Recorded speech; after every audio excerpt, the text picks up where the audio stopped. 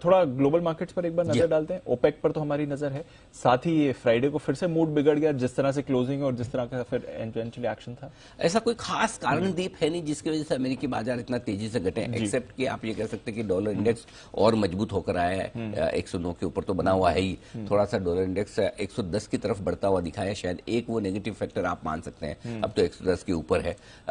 Bond yields हल्के फुल्के घटे, ये 3.25% के आसपास है, तो वहां पर किसी तरह का कोई बदलाव हुआ नहीं। कच्चा तेल लगभग वहीं का वहीं है।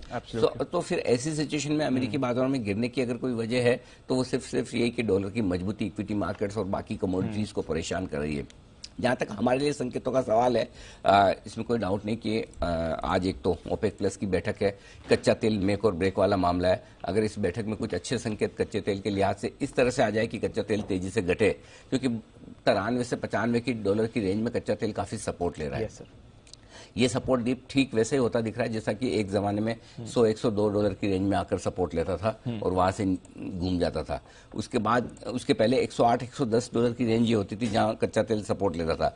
अब वो रेंज हमारी 93 से 95 की हो गई। क्या ओपेक प्लस की बैठक में ऐसा कुछ हो सकता है जिससे कि कच्चा तेल 90 के नीचे आ जाए? हालांकि अभी भी ईरान को लेकर जो न्यूक्लियर डील है उसमें असमंजस बना हुआ है, कब तक कंप्लीट होगी पता नहीं। गैस की सप्लाई अभी भी रशिया से ठीक हो रही है, जो हमारा अंदाजा था कि ये मेंटेनेंस के नाम पे कुछ भी करेंगे, है ना। हाँ। कि मतलब ये वैसे ही हाल है कि आपकी बिल्डिंग में अगर किसी वॉचमैन को इंटरेस्ट ना हो लिफ्ट में काम करने का, लिफ्ट खराब है, मेंटेनेंस के नाम पे उसको रोक के रख दो, चढ़ो सीढ़ी आप तुम आराम से, है ना।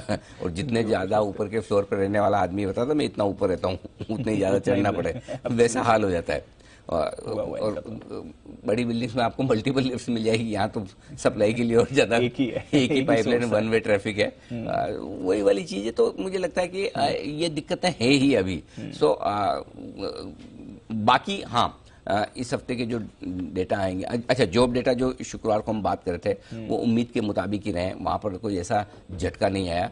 और पावेल साहब इस हफ्ते एक बार फिर से पब्लिक भाषण देंगे, उनके पास बढ़िया गोल्डन चांस है दीप अपनी गलती सुधारने का। 2 हफ्ते पहले जो किया और वहां से जो डराया था वो, तो इवेंट्स हैं काफी, लेकिन ऐसी कोई बड़ी इवेंट आज की ओपेक प्लस की बैठक को छोड़कर कोई भी नहीं है। तो मेरे लिए 2 चीजें सबसे इंपॉर्टेंट है। आज इवेंट में ये भी खबरें आ रही हो चाइना में और लॉकडाउन सख्त हो रहे हैं, केसेस बढ़ रहे हैं, तो क्या मतलब वैक्सीन की जगह पानी पिला रहे हैं क्या उनके लोगों को, है ना।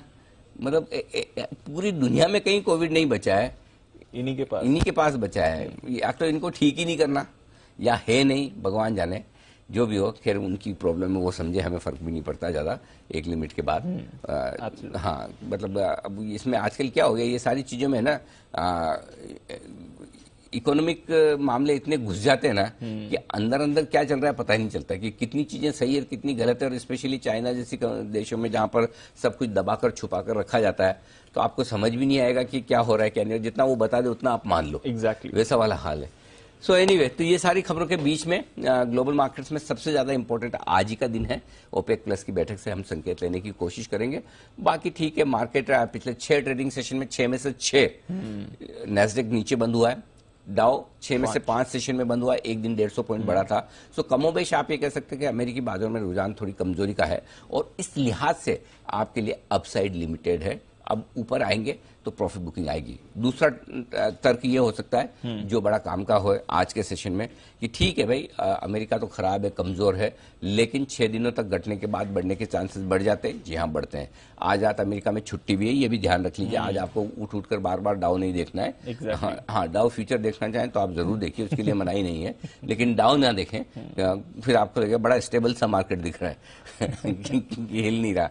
हाँ, तो लेकिन छुट्टी है तो मेरे ख्याल से बहुत ज्यादा संकेत आज ग्लोबल से फ्रेश नहीं मिलेंगे, जो है उसी से हमें काम चलाना। चलिए, तो ठीक है, आज ग्लोबल पर उतना फोकस नहीं रहेगा।